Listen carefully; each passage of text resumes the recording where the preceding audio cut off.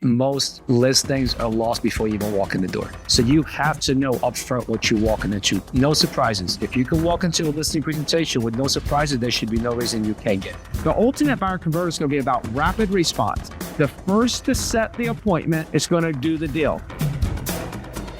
Hello, everyone, and welcome to the Level Up Podcast with myself, Greg Harrelson. This is where I focus on taking you from agent to entrepreneur. As you know, I have a passion for developing agents. And on today's episode, I'm going to share another quick strategy on how you can increase your production. I'm going to be real, so you be ready. Let's level up. Shifting gears to the ultimate listing presentation. Now, not to impress you, but to impress upon you, Abe and I take a lot of listings. To take 20 listings in a month is a choice to us. We choose to do it or we choose to do some other number. And one of the reasons is everything that we've talked about up until now, but it's also the listing presentation, the ultimate listing presentation. So what is the ultimate listing presentation? There's a few things that you got to master. Number one, preparation. Preparation, what I mean is the call that you have when you set the appointment. What information are you gathering prior to going to the appointment? Do you know what their mortgage is? Do you know how much they're hoping to get for the property? And so a lot of you will say to me, well, I'll say, hey, you need to know what they're wanting for the property before you go in and do a presentation. And then a lot of agents will say, well, every time I ask them, they say, well, that's what I have you coming over for. So you can tell me you're the professional. I never hear that because of the way I ask the question. I ask the question like this, hey, Abe, I'm just kind of curious. I mean, what are you hoping to get for the property? And it's the stutter, the I'm exaggerating. I'm just wondering, what do you, and then the inflection and the tone of this. Oh, what are you hoping to get for your property? No one ever says, well, you tell me. You're the professional. They cough it up every single time and tell me what they're hoping to get. And if they do an Excel, what does that mean? It's a real hope and they're actually thinking lower. And if it's with confidence, then I know they're probably going to be taking a harder position on this. But that question gives me information, verbally and non-verbally. It gives me clues as to what I'm going to go into. That preparation is critical. And then the foyer, it's what do you say when you knock on that door and you walk in that house? What do you say? One thing, I'm going to give you a tip right now. And always when you get to the foyer, just say something. Hey, I really appreciate you having me over. I can tell real quick without even hardly walking in, looks like you've got a wonderful house. I just want you to know, I'm really excited to help you get the property sold. Would you like me to, would you mind taking me for a tour? But you notice how I slipped in that assumption? I said, I really appreciate you having me over. I'm excited to help you get the property sold. And then without giving them a chance to respond, well, I'm not selling right now. I just wanted to see what you said. I don't give them that opening. I don't give them that space. I said, would you mind taking me for a tour? So I was able to now go from foyer to tour, slip in an assumption right in the foyer. I'm going to do the same thing in the tour. As a matter of fact, the way I'm going to do it in a tour is I'm going to have a yellow notepad. Yeah, Abe probably has an iPad. I have a yellow notepad. I have a pen. I'm taking notes while I'm walking through their house with them giving me the tour. I'm taking notes. And after I get to the second room, I'm going to say to them, gosh, I'm sorry. I should have asked you. But as you can see, I'm taking some notes. Do you mind if I take some notes? By the way, what I'm doing is I'm actually making notes of all the features and the benefits of the house as I walk through. So I'm that's what I'm really taking notes on. It'll really help us when we market your property in the area of creating demand and getting you a good price. Do you mind if I take notes? Oh, no worries. Yeah, please. I strategically don't ask them in the foyer, do you mind if I take notes? No, I ask for forgiveness. I do not ask for approval. But I did that. It was all a setup. It was all part of my presentation. See, my presentation started in the foyer. And it continued in the tour. When I get to the kitchen table, because the tour ends in the kitchen behind a chair at the kitchen table, I just say, hey, do you mind if we just have a seat here? It might be easier for me to kind of show you some information. Sure, sit down. I do the presentation. And then let me tell you about the close. The close is simple. The close, you shouldn't have the close. The close is a question. It's just a natural progression of a great presentation. I present 3 prices. I show them the nets on 3 prices. I show them the estimated time that I think it'll take on 3 prices. And I simply say, Abe, I'm just kind of curious. Now that you've seen the price, how long it's going to take at each price, at each price that I've shared with you, because I'm sharing with them 3, how long, now that you've seen the price and now you know how long it'll take to get each one of these prices, and most important, how much you're going to net in your pocket, Abe, tell me, which pricing strategy should we start with? That's it. That's the close. And guess what they do? They choose the middle one 80% of the time. They choose the top one maybe 15% of the time. And they choose the low one about 5% of the time. What I coach you to do is make sure the middle price is the fair market price. That's the ultimate listing presentation. Condensed to 2 minutes.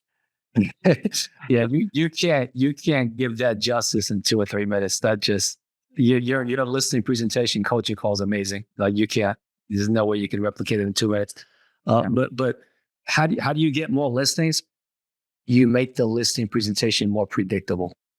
How do you make it more predictable? You control the variables. How do you control the variables? Is you know everything before you walk in the door. In my opinion, most listings are lost before you even walk in the door. Right? So asking the right questions. Morgan just posted a link to 11 questions to ask every single seller. If you guys haven't downloaded that, go to that, download it. It's free. It's a 1-page PDF that tells you 11 questions you should ask every single seller when you realize that they're actually looking to sell. Right? And then there's little videos to go along with it. So you have to know upfront what you're walking into. No surprises. If you can walk into a listing presentation with no surprises, there should be no reason you can't get it. Right. And Greg, you nailed it. You got to know what they want as far as price. And the way you ask that question, the hesitation, the stutter, that takes it from being a nosy question to an inquisitive, curious question. And it's so big based on how you ask that question will determine, what kind of answers you get. Okay, moving along. Next thing is the ultimate techie. Right. We can't talk about real estate and not talk about tech. All right. This is a big one. To me, I love technology, but you got to be careful with technology. What you don't want to do is constantly keep chasing the newest, shiniest objects that keep coming to market, because there's always going to be something, right? You want some basics. If you're out there and you want to be an ultimate agent and you don't have a CRM, there's no chance. Right? If you're dealing with paper as far as leads, there's no chance in growing your business. If you're putting your leads into a spreadsheet and that's your entire CRM, there's no chance. So you have to start off with a CRM. Okay. I don't care which one you use. Okay. They're all good. The best one is the one that you like, the one that you're going to use the most. So get a CRM, put your contacts in there, put your leads in there and segment them. Okay. So you want a good CRM, and then you want something to be able to send. Remember we said 60 plus touches in the nurture?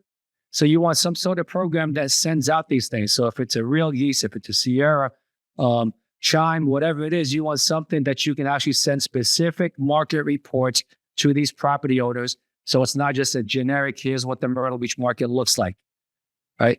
Couple of different options out there. I just mentioned the different CRMs. You can use a HomeBot. If you don't have a system that actually will do these, at least send them a market report based on a property valuation, like a HomeBot, like a Fellow, those types of things that you're able to send stuff on a regular basis to people. Then a couple of things you want as well as far as technology, obviously some sort of phone system. If you're sitting there and you want to make massive contact, it's hard to do it over your cell phone.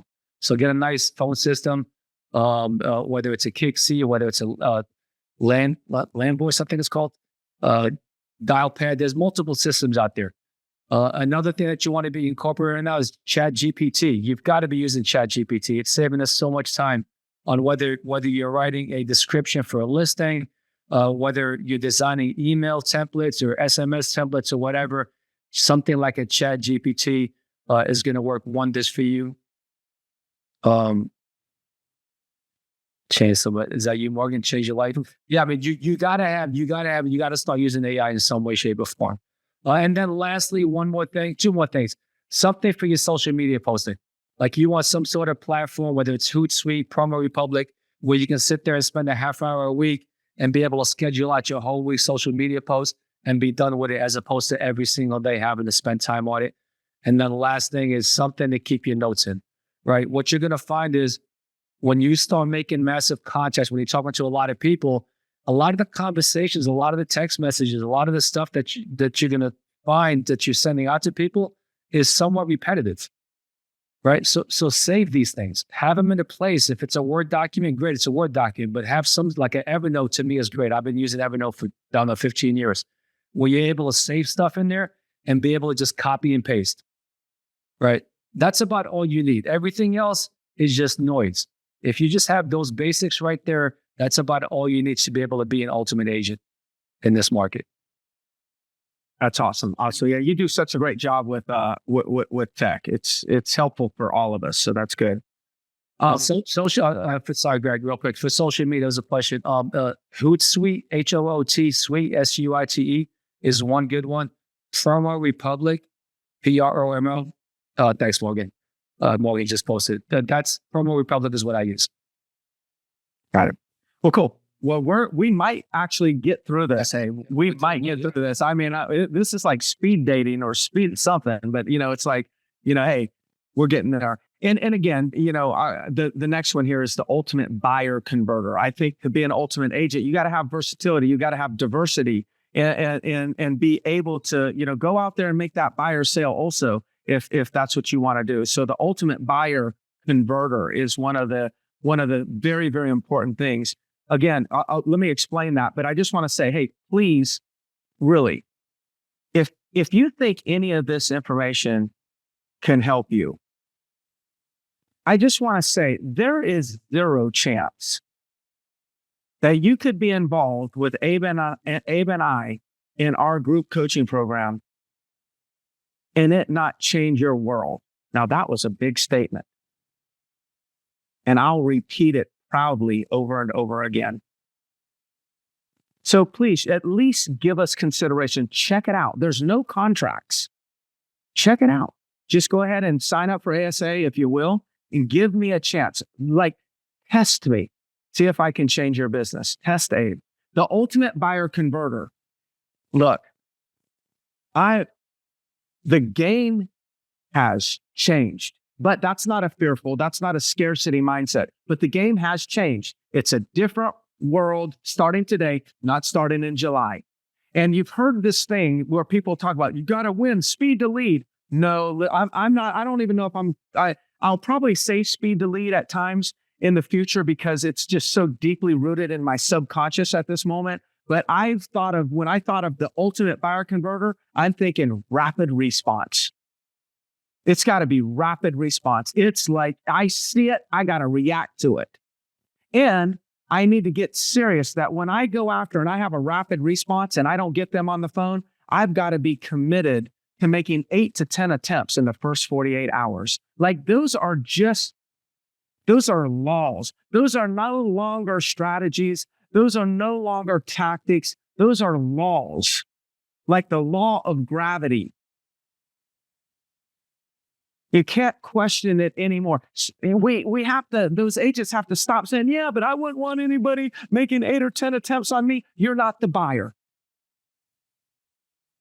And it's 8 to 10 attempts. That's not 8 to 10 conversations. Once you have a conversation, you don't need to do it anymore. But what we got to stop doing is we got to stop generating a buyer lead from some source, whether it's paid or unpaid, and not respond rapidly. Because you're not going to have any chance. Because if you don't win speed to lead, then they're already going to be under a buyer agency agreement. And then by the time you do talk to them in a week from now, they're going to be, I'm sorry, I'm already working with so-and-so. And then you're going to say, oh, but will you consider me? Would you consider me also? And they're going to say, I'm sorry, I'm under contract with them. And then you're going to have to back off because it'd be an ethical violation to actually go behind that side and have that conversation. The ultimate buyer converter is going to be about rapid response. The first to set the appointment It's going to do the deal. So you got to set the appointment first, meaning the first sentence you get a lead. Hey, Abe. Hey, thank you so much. I see that you inquired about a property over in XYZ Street. I just wanted to see if you would like to schedule a time to take a look at that property later on today or maybe sometime tomorrow. Rapid response, set the appointment first, and follow up faster. When you get off the phone, you got to narrow the gap between the last call and the next call. And that will improve your conversion. And you become the ultimate buyer converter. Nice. Okay, next, the ultimate digital footprint. All right. People are going to research you online. People are already researching online, whether they tell you or not. Everyone is Googling your name before they even call you.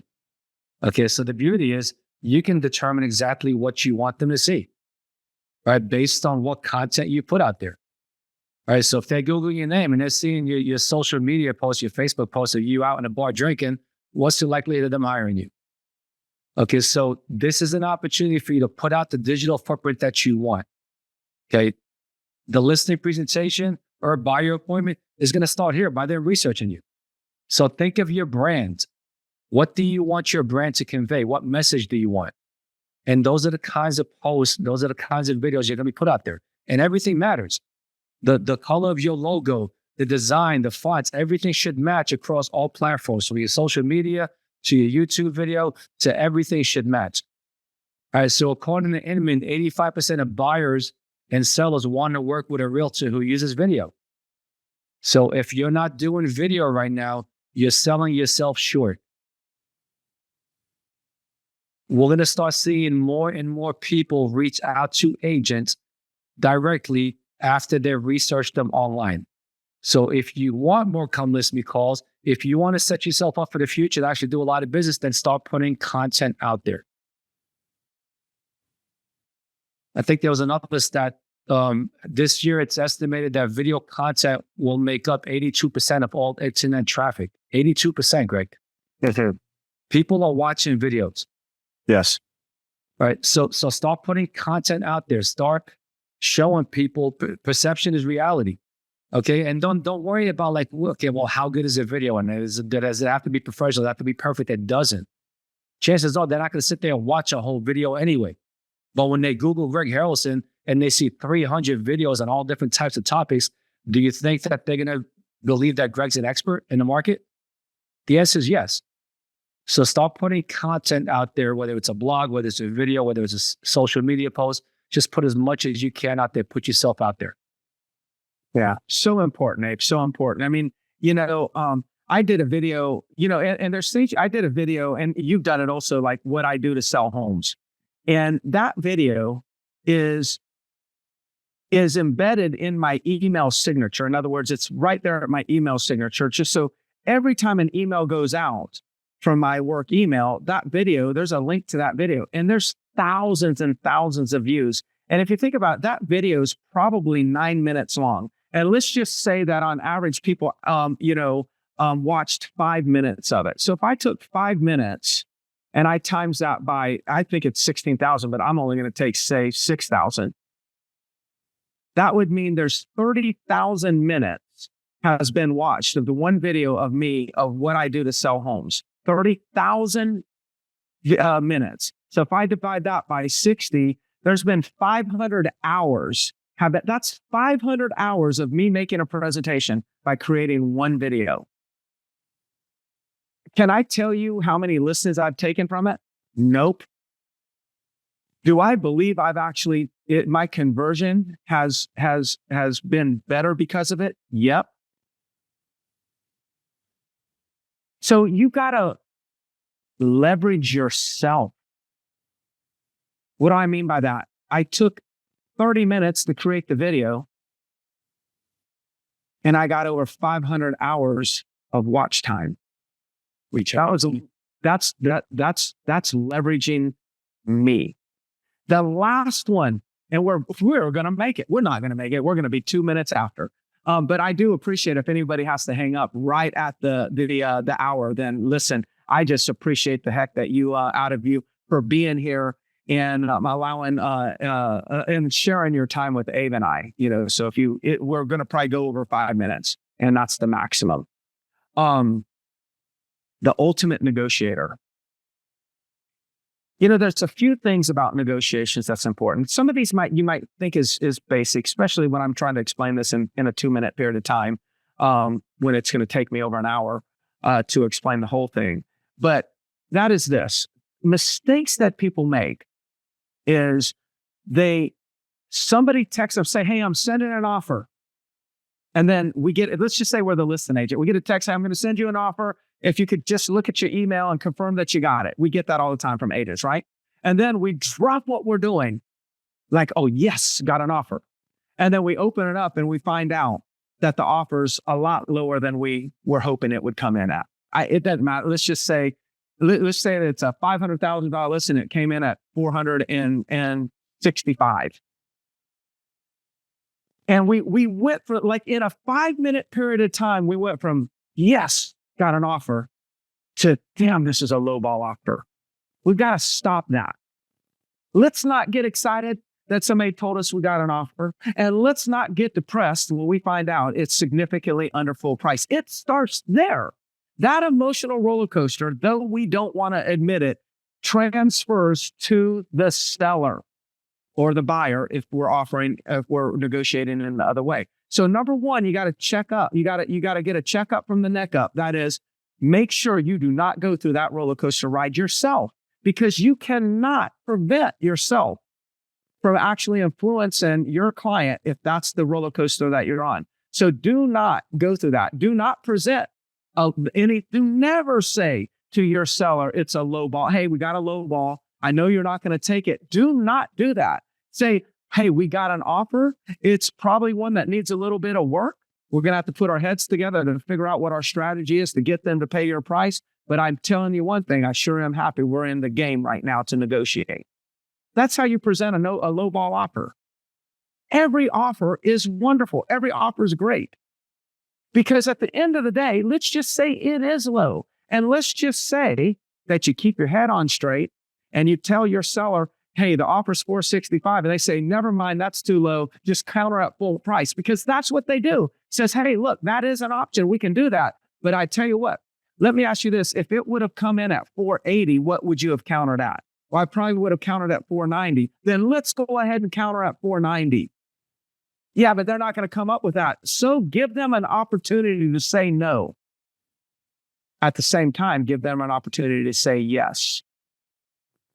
All right, but if you go $490, I'm not going a penny less. Hey, look, and I'm not going to tell you to, unless it's the right thing for you to do. Sound good? Yes. Okay, good. Now I go back and make the counter. And then I want you to remember this. The negotiation there's more people involved in the negotiation than we believe. There's the buyer and there's the seller, but there's also the buyer's agent and the listing agent. There's 4 parties to the negotiation. And you have to make sure that every time you're talking to one of the parties, you're presenting your case. When you go back to the buyer's agent, you got to understand you're probably not going to be able to talk to the buyer, but you can talk to the buyer. If you do a good enough job talking to the seller, to the agent, buyer's agent, the buyer's agent will take your information and use that as a presentation to the buyer. I do. I feel like every negotiation I'm involved in, I influence the buyer because I influence the agent. Don't forget, your job is to influence everyone along the way. Not only the seller, follow through with your fiduciary duties, but not only the seller, but don't forget your job's to influence the buyer. But Greg, I don't have any connection with the buyer. Yes, you do. You have a buyer's agent that's desperate to make a sale. If you show the buyer's agent, say, hey, look, I appreciate the offer. My seller thought the offer was a little bit low. They don't have a lot of confidence that we're going to be able to come to terms on this. But I just want you to know I'm committed to getting a deal done. And, if we work together and we present this in the proper way, we probably can get this thing closer than we think. So here's my thoughts. And I say to the buyer agent, here's what my seller's thinking. Here's how they came up to the conclusion. I don't want your buyer to think that I have a seller that's not compromising. I just want you to understand. I want the buyer to understand that the seller really took this serious. And this is kind of where they are based on this, and this. The other agent's going to say, thank you so much. And guess what they're going to do? They're going to repeat everything you said to their buyer. Now you've influenced the buyer and you're putting a lot more deals together. That's the ultimate negotiator. Abe, final thoughts? Yeah, the negotiator. I mean, this is an area that's always been important in our business, but I think it's going to become even more important in another 65 or 70 days when the co-broke commission is no longer the MLS, and you have to add that one extra element that you have to negotiate when a buyer's agent submits a compensation agreement with the offer. So you got to be able to number one, control the emotions, your emotions first, your client's emotions, and then try to keep the deal together and be able to negotiate these multiple terms. So this is an area that you really have to work on if you haven't before.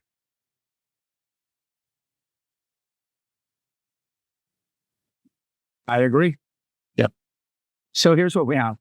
What we just went through, and I think we got through all of them, even I don't think we skipped any. What we did right there is we just took you through the 13 modules or conversations, components, however you want to say it, of becoming an ultimate agent. Each one of these are standalone, and it's necessary to master each one of these. When you do this, you will have a business that's predictable, duplicatable, and sustainable. But most important, it'll be a business that you can take to whatever height you desire. We have people like in our office, in our coaching program, that like they're taking it to 300 plus sales. Multiple people, 100 plus sales. But you know what? Equally important, we have people that were doing 8 or 9 sales that are taking it to 20, 30, and 40 sales. I can't tell you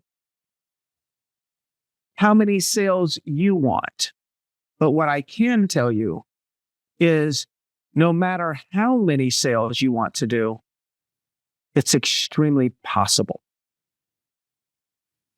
But what we have to do is we have to just accept